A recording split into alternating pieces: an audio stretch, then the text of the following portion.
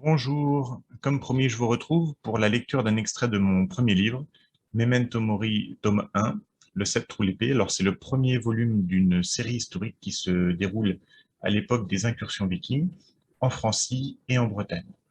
Alors, pour commencer, je vais faire un premier extrait de lecture, sûrement d'autres qui suivront, et je vais commencer avec le début du chapitre 1 pour donner un aperçu de l'histoire et de l'écriture.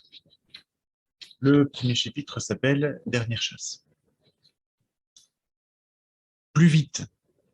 Sans s'en rendre compte, Morwan, comte de Cuguen, ne cesse de mettre des coups de talon dans les flancs de son cheval, qui avance aussi rapidement qu'il le peut. Son énervement ne lui permet pas de se rendre compte que son écuyer peine à le suivre. L'homme est furieux. Combien de fois son fils osera-t-il encore contester son autorité? Si cet insolent croit pouvoir prendre le dessus parce qu'il prend de l'âge, il se trompe lourdement. Il devra apprendre à rester à sa place. Oui, à 46 ans, Morwan est un homme vieillissant, mais loin d'être fini. Il est de taille moyenne, avec une carrure large, qui laisse présager une grande force. Hormis ses cheveux grisonnants, la seule chose qui trahit son âge, c'est un ventre replet pour lequel le chapelain de sa femme le sermonne sans cesse. La gourmandise est un défaut, mon fils. Ou encore, vos excès vous amèneront au purgatoire, mon fils, sont des phrases qu'il ne peut plus entendre. D'où ce moignillon qui, à la moitié de son âge, se permet-il de l'appeler mon fils? Chaque pensée énerve un peu plus Morwan, qui continue d'accélérer. Une pensée désagréable en entraînant une autre, il songe à son comté de Cuguen. Pour lui, il n'existe pas de plus belle terre. Mais son alliance avec Robert le Fort, qui s'est révolté contre l'empereur Charles II, lui a coûté fort cher. Le fils de Robert, Eudes, s'est fait enlever son marquisat de Neustrie par l'empereur, et privé de ce soutien, lui-même s'est fait déposséder de ses terres par ses ennemis. 17 ans déjà. Et son fils, cet idiot de Méven qui veut repartir là-bas reconquérir leurs terres, sans argent et sans appui dans la région. Autant se faire tuer directement plutôt que de faire le voyage. Pourtant, l'idée lui plairait. Reconquérir ses terres, il en rêve tous les jours. Être raisonnable lui est difficile, mais être raisonnable pour deux le ronge. Et sans y penser, le voilà qui redonne un coup sec dans les flancs de son cheval. Derrière lui, Tudal, son écuyer, fait tout ce qu'il peut pour ne pas perdre son seigneur. Cette partie de chasse s'annonce particulièrement difficile pour lui. En ce beau jour de juin, le temps est agréable, mais la pluie de la nuit précédente a rendu le sol humide, ce qui rend le galop difficile. Et il le sait, quand Messire Morwan part à la chasse en colère, il ne se contente pas de quelques lapins, ni même d'un cerf. Il lui faut un sanglier ou un ours. Mais le comte n'a pris qu'une longue dague effilée dans sa précipitation. Lui-même a son arc et un épieu, mais c'est trop peu pour l'ours. Ce sera déjà juste pour un sanglier. Le seigneur de Cuguen est un chasseur chevronné. Il sait où trouver le gibier et est expert dans la mise à mort des bêtes les plus dangereuses, comme l'ours. Mais aujourd'hui, pas de chien. Ils sont pourtant indispensables pour fatiguer une proie et la harceler. Sans eux, la mise à mort sera plus risquée. Qu'importe. Aujourd'hui, il est capable de tout. Un ours ne le fera pas reculer.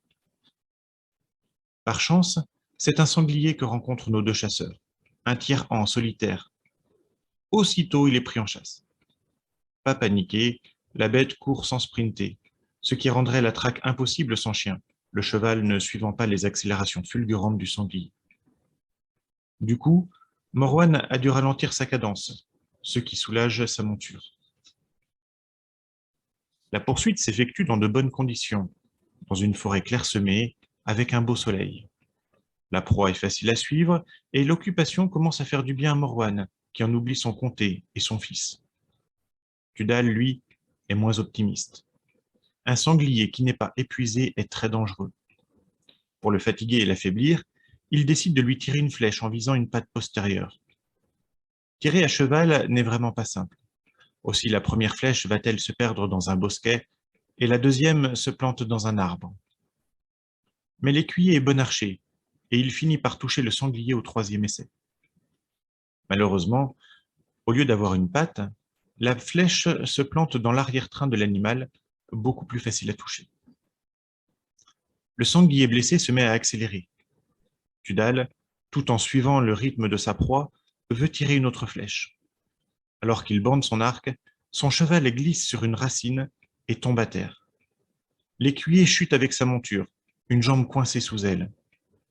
Immédiatement, Morwan s'arrête pour s'enquérir de l'état de son compagnon depuis 17 ans.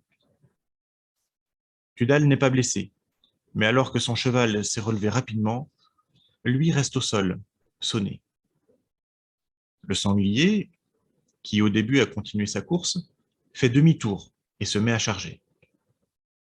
Il n'y a plus de temps pour la réflexion, et Morwan met immédiatement pied à terre pour protéger son écuyer.